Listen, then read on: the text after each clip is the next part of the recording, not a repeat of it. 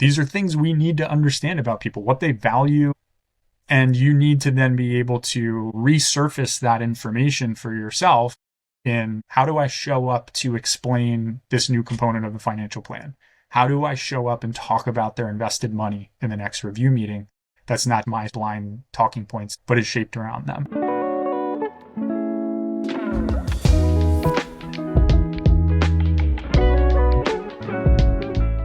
Hey, everybody. Welcome to the Advice Business Podcast.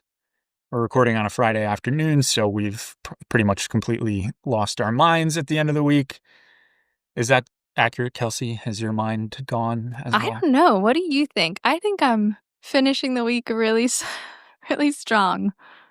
Only forming I'm only quoting sentences Taylor Swift in Taylor Swift lyrics. occasionally and getting distracted occasionally. And I think I'm doing great. Talking to your microphone, by the way. You're a professional. Hello. There you go. I have soft voice. My apologies, audience. Only on the podcast. Only. Anyway, okay. Last episode, we started to frame up this concept of expertise and empathy and the balance of those two things, and that they need to happen together for us as advisors to be most effective, which makes our jobs really, really hard because there's a lot within that. The expertise side, we talked a lot about what that means as it relates to investment management, which is a big part of what we think about every day and trying to help advisors be really, really effective in delivering their expertise around investment management. It's best when you can bring empathy and personalization and a deeper understanding of the investor into the equation as it relates to investment management. I think today we want to pick apart more of what that sort of empathy side of the equation means, and then specifically, how does good communication inform it? How does it actually create that sort of empathy and trust building and connecting with your client on a deeper level? And there's obviously so much there. This is like 30 episodes, trying to jam 30 episodes into one episode. But as we think about what makes good communication between an advisor and a client, where do we start? I think we can talk about it in sort of the customer journey, kind of framing it of how does communication naturally take place from intro meeting to some form of a proposal discussion to mutual agreement to move forward to implementation to then review meetings and sort of point in time interactions in between. So we can kind of frame it up in that way. And maybe just talk through, what does good communication look like across that journey? What in that journey helps make the communication good then across time and other sort of tactical things. So does that make sense? Is that did I do a good job framing that up?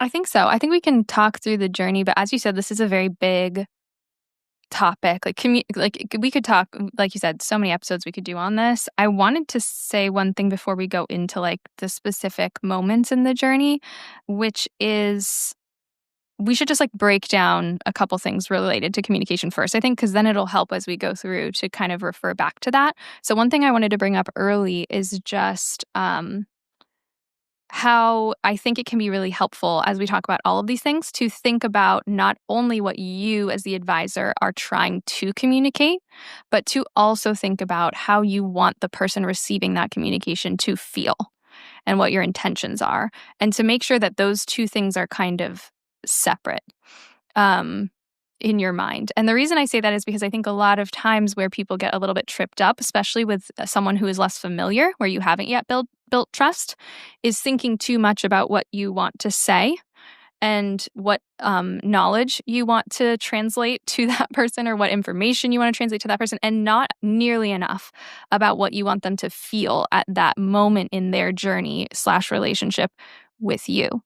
So this is something, as someone who looks at client experience as a critical part of any business, this is something that I spend a lot of time thinking about, is the feelings that are happening at every point of communication, whether that communication is one-to-one group setting. It could be with a member of your team. It could be on your website. There are a lot of different touch points that are kind of under this umbrella of communication. And so as you step back and you look at the journey, it's not just a journey of like, what does someone need to know at each step, but also a journey of feelings and not just like, I'm building trust. That's too generic. I think if you can get more specific about what you want them to feel in each of those steps, then you can start to pick apart, okay, what's the best way to, one, build the knowledge or build the relationship in terms of the knowledge they need to gain, but then also you can be much more specific on how, like, what is the right type of communication for this step? Who's the right person? How does somebody actually build that feeling in another person or generate that kind of mutual feeling between two people? So that's one of the things I wanted to bring up first. Well, and you said, I wrote it down right before we started recording. I think what you're saying is, what do we want when we communicate with clients? We want them ultimately to perceive the value we think we're trying to deliver to them. And I think it's a natural tendency to want to just sort of like convey our expertise, right? Look at us and getting through all this complexity and solving all these challenging issues as it relates to your financial situation. And you said, really, the goal should be that they're experiencing your expertise. It's not about just sort of throwing information at them and sort of, talking about the complexity of it all, but how are they experiencing that? How does that actually translate into, okay, I believe that you're a smart person and you have these, technical capabilities to deliver on the things you're talking about, but how am I actually experiencing that as the customer on the other side? Yeah, exactly. And I think that goes to like, so even outside of this industry, there's a huge difference between telling someone what your value is and showing them or demonstrating or them experiencing your value as they continue to work with you. But that kind of dynamic is even bigger and more important in this sort of business if you are an advisor, because it is a very relationship driven and trust heavy. It needs to be a trust heavy thing where you're really trying to build intimacy. Almost, you're trying to build trust, you're trying to build intimacy, you're trying to build all of that between two people, and you're touching an area of their life that is typically very sensitive. For most clients, it's very sensitive. So yeah, I think it's very important. I think of it kind of as we look at if you haven't listened to our last episode, we go really deep on expertise and humanity and how do those two things need to kind of be in balance. And when it comes to like how this is actually experienced by the client, I really do think of it kind of like, and I talk to internal employees about this all the time, but it's kind of like as you're entering any conversation or any communication moment with your client or your prospective client, you want to get to the root of like what matters. And that's the humanity part, is your ability and your like kind of the EQ to get to the root of what matters. And then from there, the expertise is almost like you have a buffet line in your head. It's like, I have all these things that I'm an expert in. I have all this knowledge. You only want to put the things on the plate that they're going to eat in that moment. And I think it's really, really important. And I think that's the difference between telling someone, hey, I can help you with this. I can help you with that. I should be trusted. I have this experience. The difference between saying that and them experiencing it is your ability to do that from like moment one.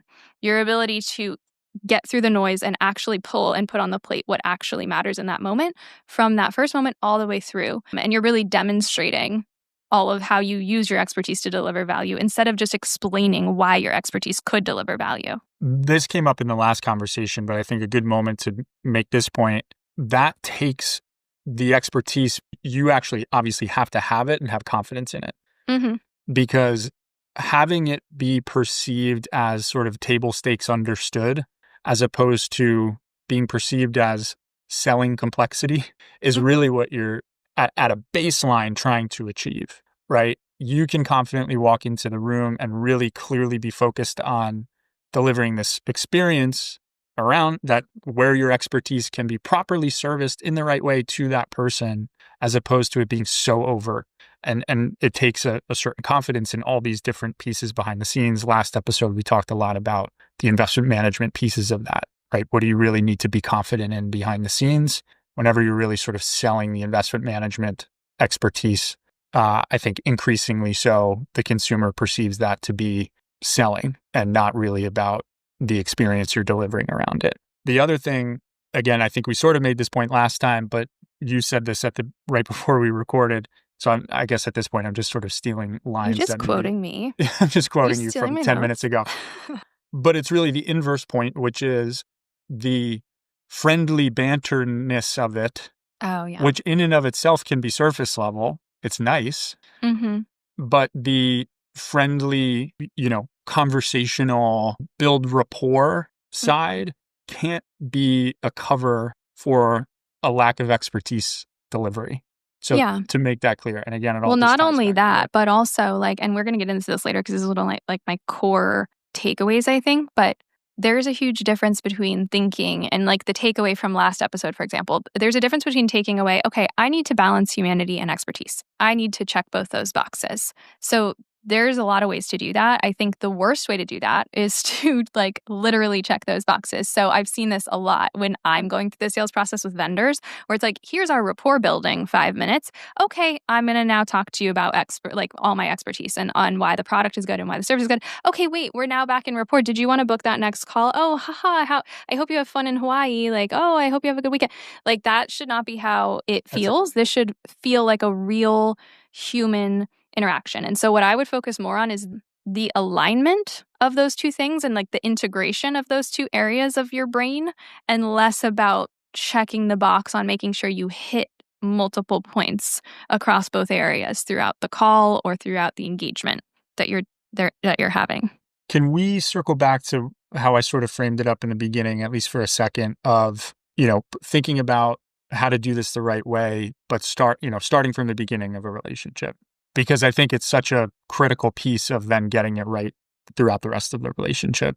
And what I mean by that is I always describe, that feeling of, it's probably not the right analogy, and I've been using it now for years, but at least in my head it works, which is the feeling you have when you would walk into a test as in high school or whatever, and you just felt like you had the answers when you sat down in the seat. It just felt good, and you felt prepared, and you knew you were going to get an A.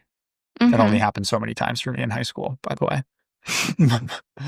My point on that is, if you have all the information of who this person is, how they think, what they care about, what's important to them, how they like to converse and interact, those are the answers to the test. And there's so much when you don't have that can last for literal years in any relationship, but in advisor-customer relationships, where you're just not connecting because you didn't figure those things out in the day or second day you interacted with this person, right? There was too much talking right out of the gate, too much selling, too much explanation, too much me, and therefore forever you're just missing each other.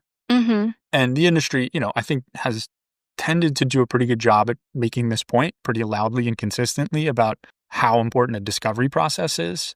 But I think really making it clear that a discovery process isn't gathering investment statements and figuring out what insurance policies people have. It is the opportunity to understand what they value, what they care about, how they want to interact, what they're interested in, what they're not interested in, dynamics between spouses, which is a whole layer. That is a podcast episode in and of itself that we will ultimately get to. But it's all such critical information so that you can kind of get an A on the test every time in these interactions forever. So if you don't have that foundation at the beginning, it's really hard to, figure it out later on. Yeah. I have a couple things. Well, one is that it also means if you get a B one day or you have an off day, there is more grace if you've already built that trust and that rapport and that connection with the other person. That's the first thing. But then separately, I think if we want to take it back to the beginning of the journey, this really starts before you're even in the room. And this is why sometimes when advisors are struggling, I do encourage them to narrow their focus or to at least adjust to narrow to a couple different types of customers. And the reason for that is that it's a lot easier if you're in kind of a contained sandbox, if you're early on, to anticipate what the common pain points are, and to kind of just more deeply understand like the landscape of the life of the person who you're going to be talking to and what their pain points might be and why, and all of their different unique challenges. That's not to say that you would ever skip that step in what you might call discovery or like the prospect stage. It's more so just because then before they even meet you, there can be a little bit of grace already embedded in this, because when they read your website or your first email or your booking page, it actually felt like it applied to them. And they felt like, oh, this person must have experience with someone like me, because they knew how to write something that spoke to something in me or that spoke to a pain point I'm having. So I do think that if you talk about like acing the test later on, it can start even before you get in the room, as long as you are kind of more narrowly focused. And it doesn't have to be on like a specific like type of person, like the job they have or something like that. It can also be a specific pain point, a specific life stage, those sorts of things where you can kind of build a little bit of trust before you ever get in the room. But then once you're in the room, I have a lot of advice on how somebody can build a connection, which happens through communication. But building connection is really so critical, because if you don't have it, then like you said, forever on, it's like, I think you have such a logic brain, which is interesting, because when I think of this, I would never think of it as like passing a test. But for me, I think of it as like a tether. So with every person in my life, including people we're working with right now in the sales process, I think of how strong is the tether that I have to that person, that decision maker, that person, even the ops people in the room, the service people. How do I feel? Do I feel like I get them? Do I feel like they get what I'm saying? Do I feel like we're building trust? Are we progressing our relationship at all or not? Are we taking steps back? I'm always thinking of that. And I think that then every single call is another opportunity to strengthen that tether between the two people. Every time we meet in person at a conference, every time, we connect post sales and I catch up with you on how your business is growing, every moment is an opportunity to strengthen that. So I have a lot of advice there. But it's kind of the same idea. You want it to be strong. You want to pass the test. You want to make it through the conversation and have built more value than they came into the conversation with, basically. You made a point in there about the grace part of that, where, you could sort of front load that rapport building and that deeper understanding of them that therefore will shape future communication, hopefully really well, so that at least for the most part, you feel like you can pass the test every time. And sometimes you won't, but it'll get back on the rails in the same way, we have deep relationships in other areas of our life and you go off the rails a little bit, but it comes back. Mm-hmm. And when I think I said this before we started recording, the ship in the ocean idea of, if you don't have that alignment and you're off by multiple degrees from the beginning, you may get into a 5-10 year relationship with a customer, but be sort of never aiming at the same thing, and in fact sort of drifting apart. And there's therefore, as it relates to how you deliver your expertise and how your value is perceived, they're just never, you're not actually on the same page about what that means. And so every review meeting, every interaction, and that misalignment exists, and then something really goes sideways for some reason, it's really becomes the opposite. Like you're just fighting for keeping this client. It's not even close to, hey, sorry, I screwed something up, no worries, move on. It's the opposite of that. And it goes back from, it also ties into, and this is like a whole other subcategory maybe we can pick apart, of expectation setting, and that needing to exist at the beginning and throughout every moment of the relationship, but in particular at the beginning, being honest about what you do, how you do it, being confident in what that value is, and shaping the experience around that. But, the investment management example of, they perceive your value to be about beating the S&P 500 in your large cap exposure in their portfolio, then that's the expectation. That's what you've set up. And so, that's going to continue 10, 20 years into the relationship. Yeah, I think a good question is the value, is what they're buying from you the solutions you sell, or is what they're buying from you your expertise in selecting the solutions they will use and the guidance and consultation you provide around those solutions? I think that's like a good question to ask in terms of your current client base. If you're thinking like, maybe I haven't always done this, in a way that is strong, because I really think like the solutions come second. The plan, the investments, all of that comes second in this type of work, in my opinion. And it arguably, like in all types of interactions between two people that are business related. I do think the solutions and the plan and the services, that all comes second to like the ability to actually help that person identify what the problem is, what matters right now. I get it. I see you. How do we move forward? I think like the solutions will have to be sold hard if it's not actually about that interaction and it's only about the solutions. I also think like the other thing that was coming up for me, because we talked about kind of before we enter the room, and then once you're actually in the room, as you were explaining expectation setting, you are kind of setting expectations from that first meeting on for how these interactions are going to go. How should you be treating each other? How much or how little should you be sharing? How should you be showing up with each other? All of those little, you're kind of like planting seeds, if you will, for the rest of the relationship. And so one of the things that I wanted to give as a piece of advice, as someone who does think of this more as like that tether of connection and just strengthening, is one of the critical thing is to just pay attention. It doesn't matter what your discovery checklist is, as much as it matters that you are actually listening and responding to the things that the person is saying, how they're saying it, their body language. What are you picking up on or not picking up on? That ability to actually just like pay attention and see the person in front of you is so critical in those early conversations, but it comes up time and time again later on. It's most critical early because you need to be showing them that you can calibrate to them. And you can't calibrate to somebody else's like needs and wants and what they expect and what they need to get out of this if you aren't paying attention.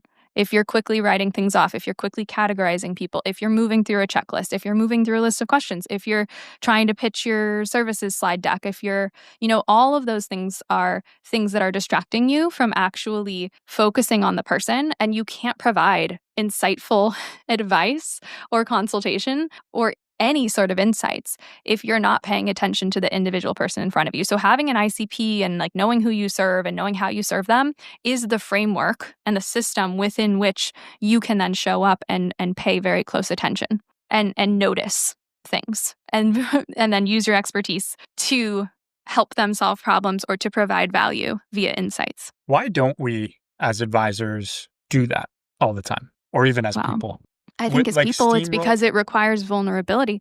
I think most of it is, especially for people who are more technically minded or like logic brained, I think personally, it's probably scary to let the system be the system, let the framework be the framework, and let that be the fallback, the thing that we eventually talk about, the thing that will eventually come up and that we need to talk about and that is good to do, and actually just listen and bank on the fact that you have all this expertise and that you're going to deliver value out of the conversation. I talk about this in future-proof breakthroughs all the time, actually, because my first year going to future-proof, I was pretty new to seeds and I didn't know the story that well and I didn't know the product that well. And we were under a lot of pressure to like prove that we could get customers and make people care. And I remember just being so uncomfortable. And by the second time I went to future-proof, and I've been to like 7 future-proofs now, but like by then I was at the point where I was like, this is going to be a valuable conversation. This conversation is going to have value for me and it's going to have value for them. And the reason I know that is because I know a lot about this industry. I know a lot about the challenges that advisors face. I have expertise and I'm willing to just show up and talk to you and listen to you and notice things. Oh, that's interesting that you said that. Oh, I'm curious about that. And it's been so much better. Like just so much better to be able to show up and do that. But it's hard. It's hard to just show up and be present, You're more logic brain. You probably have a harder time. Do you have a harder time with this? So it's interesting. I think a takeaway is hopefully for myself and for anybody listening, it is doing that self-assessment is in what are the barriers to do that. I think we can all logically agree that the more you can just sit there and unpack the human nuance of how this person is thinking and what they want and what they're interested in, all the coaching you hear about and we talk about asking the next question and trying to do your best to read body language and not move on to the next thing without making sure that you're in alignment with what they're thinking and why they're thinking it. Why are you not doing that? Why is our instinct a lot of times to just get to the next thing and get to the next thing and get to the next thing? Part of it is, so to lay out some of them. And I think the point is like to audit this for yourself and kind of put them in whatever order are most applicable. There are economic reasons. There's the fear instinct of, I got to close this person. I need more revenue. I don't have time to ask another question.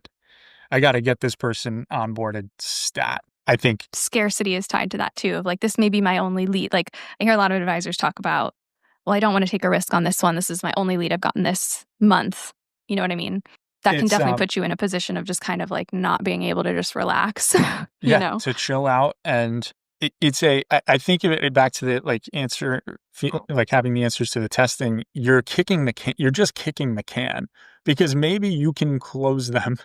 So if that is the issue, right? And you're sort of steamrolling you're just jumping ahead, trying to close the deal, get the paperwork signed or get the account opened or whatever. You're going to pay the piper at some point because again, it's the ship in the ocean. You're not aligned.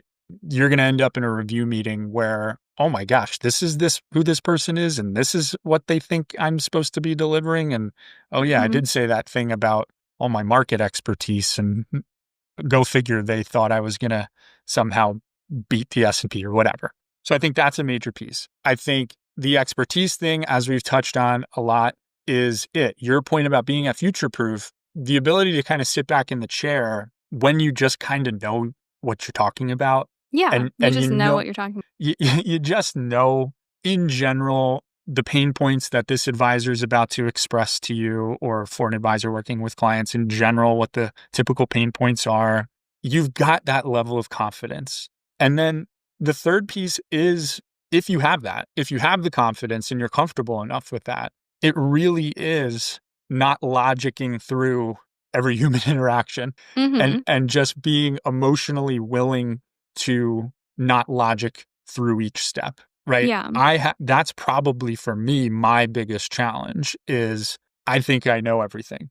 I think, yeah, so don't worry. I can solve this for you. I got it. Well, another thing that I think is probably a big part of it, because this is something I learned pretty early in my career. To be clear, I didn't just open the door for a analysis of me. I think we should double click on that in our next episode. I think that would be very worth our time. But anyway. I think there is like an assumption that, and there's probably a word for this bias, I can't remember what it is, but like this assumption that if this is what I would like, this is what they would like. And I think that's a big part of it. Is like, I know for you probably would prefer, and that's the thing, I'm not saying like mushy gushy, be fluffy on every conversation. I'm saying be prepared to take the cue. If they want to get to the point, if they want to be direct, you have to. This is something that my mom, when I was first managing people, my mom would talk to me about at length was, okay, the people that you're managing, how does that person talk? How does that person you're reporting to, how do they like to receive information? Do they like to receive something ahead of time and read it before you get in the room with them? Do they like to talk it out? How do they like to communicate? So always identifying and adjusting your style to their style is, until you've built enough trust where you can sometimes lean other ways, is really critical, I think. And I think that a lot of times people just assume that if that's how they like to communicate, it happens to me all the time. Like, people don't take my cues. I'm trying to get off a call. People aren't taking the cue. I'm trying to, I'm on a sales call and I say something funny and they just move on. And I know it's funny. I know when I'm being funny. It's like, if you can't take the cue, then you're not going to take the cue long term. That's not going to get better. If you're not taking the cue in call 1, call 2, and you're not adjusting and you're not able to, we can't feel that connection building, that's not going to improve over time. And I think a lot of it is just the assumption that if this is how my brain works, this is how everybody's brain works. So I think it's that, right? It's just the frequency thing. Yeah. It's also just on my issue that I do think is, tends to happen among advisors, specifically on this logicking thing, is I'm glossing over your emotional, or what I perceive to be your logical response to something I'm telling you is what you should do. And I just want to logic through it. I just want, no, you don't get it. It works this way. That is, it's both how we communicate and read each other's body language and those aspects of communication, but it's also this logic versus emotion contention. And logic brain type thinking. A lot of advisors have that, operate that way. And I think what's fascinating about the industry is this inherent conflation of technical, mathematical realities and the emotions that we are hardwired to experience around money. Like, it does make it that much more challenging, especially for advisors where their default on the average, painting with a broad brush, is that they're good at logicking through the mathematical reality, which is how my brain works sometimes. And so you're contending, like, those are two incompatible concepts sometimes, and fighting through that. So again, if it's like this self-audit of, do I have confidence in my expertise? If I don't, I can't show up. Am I logicking over people? And then just sort of this third category of like, which is connected to this idea of logic versus emotion. Just, do I have the skill set, which can be learned, to just actually show up and ask the right questions, listen to the answers, build a framework around the answers, etc. Yeah, I think one interesting thing, I don't think this is exactly what you're saying, but I've thought a lot about this because I know and work with a lot of very logic-brained people. And as you mentioned, advisors are very logic-brained. My dad, super logic-brained advisor background.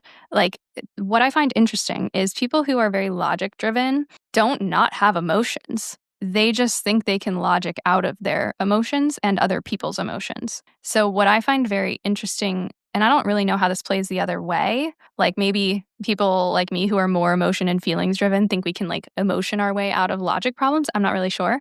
But I know with the logic brain people, what I find interesting is that a lot of times when I'm working with an advisor and we're working on like a deal together, or are we going to have a partnership or whatever, what they think they're asking for is more logic check. I need to check these more boxes. This has to make sense. I need to really evaluate this. I need to analyze this. But I can tell that what's actually happening is they're having an emotional hurdle that they can't cross, because the logic will never be able to hurdle it with logic alone, because because if you don't identify what it is, it's really hard to figure out how to solve it.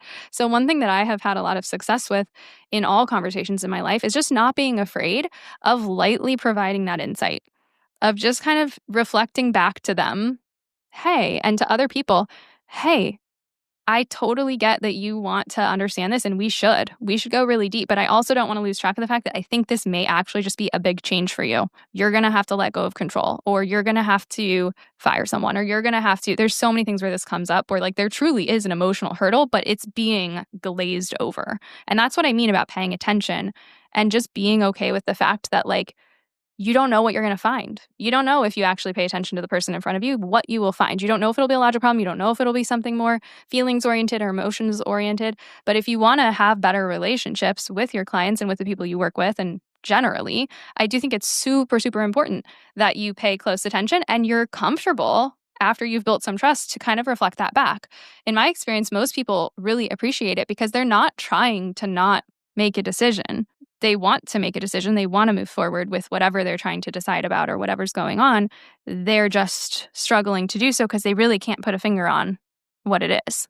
And it's interesting too, like from an advisor's perspective with clients that are presenting a problem or a disagreement to the advisor about an approach, very often we'll do it with sort of logic framing. They'll say, doesn't this plus this equals this? And it is really, if that's not the case, or they're missing something about their own lives that maybe they're right from a logic standpoint of like, if we do this, if we buy this second house, we can afford it. But there's a whole emotional layer behind that choice or lack of a choice or whatever it may be that is underneath the logic coming from the customer side. And being able to actually pull that out of them and ask the second question and dig into what's actually going on in their head about these decisions and questions. And yeah, I think one way, because I know that people are probably more logic brain people are probably listening to this being like, great, this is going to be awkward. What if I fail? What if I point out an insight and they're like, that's not me, and they're offended. I could imagine people thinking that. I think that's why it's always best to lead with curiosity from the beginning, like from the very beginning of all of this, as you interact with a new person or a prospect or a client. I do think that's why leading with curiosity and being really good at asking questions and really good at paying attention is so important, because this can go wrong if it is performative. If this is like a performative thing that you're doing, it will be worse than just trying to logic people through it. So just to be very clear, I don't recommend you just like hit the next meeting and you just start trying to like perform as if you are paying close attention. I really recommend you are either all in on this or you're not, I think is kind of the point. Because it will feel wrong. It will feel like how people can tell when something isn't like fully human. What's the word? Like if AI made something, people can tell. Yes, that's what it'll be like. And that's worse. But leading with questions, leading with curiosity, being genuine, being vulnerable yourself, explaining why you're leading with this curiosity if somebody's curious, and also adjusting if they want to be to the point and they're not comfortable, showing them that you're paying attention enough to adjust and to pull back and to like lean in when they're giving you the open. It's kind of like in like marriage, they talk about like putting out a bid. Like it's like if they put out a bid, you got to take the bid for affection or whatever. It's like that. You just made me think, though, of one other hurdle or reason that we don't start this as advisors every time. And you actually, you kind of touched on this idea with how your website and your sort of outward identity helps the calibration effort once you actually get in the room with somebody. But if you go up a level higher, the industry perception is that we don't do this. Yeah. And so there is a fear. I've been in the room many times where you can just feel the preconceived expectation about what we are and what we're supposed to be delivering to this person, that they're so not prepared and completely guarded from you touching anything other than surface level. These are my dollars and cents. How are you managing this money?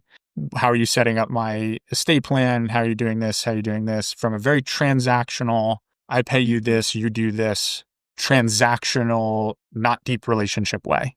That, I think, it's interesting. I'm sort of just thinking of it, but that may be at the top of the list on the whole of like, we know the sort of unfortunate, sad thing is that a lot of times, it's not always true, but traditionally, at least until recently, that's the presumption of the consumer, or at least a lot of consumers. So there is this fear that if I go a level deeper, this person's going to look at me like I have 100 heads. Like, why are you asking me that? That's not your job. That's not what you're supposed to care about. You're my money person, not my therapist or whatever. I think that's a big part of it. As I really think about it, that fear of, you said a second ago, like they'll be offended. I think kind of in the same vein, it's offended, but also surprised and not expecting it, and possibly creating an awkward, somewhat, tension-filled dynamic. Again, I've been in that room. It's like it's people looking at us like, why are you asking about how we think about our health or family relationship, or how we think of sort of leaving a legacy, not just in terms of how much money, but like, what does that mean to us as a family? And people looking at us like we're nuts. Well, I do think that it's very challenging. I totally get what you're saying. And it can feel so awkward when you're in the room and the person already has like a preconceived notion of how this meeting should go, and they're rigid and they're guarded. I totally could see, and that can definitely set you off. I do think that's why, like, this goes back to kind of the core thing of the, what did I call it? Like the buffet that I talk about. Don't have a set Warren Buffet.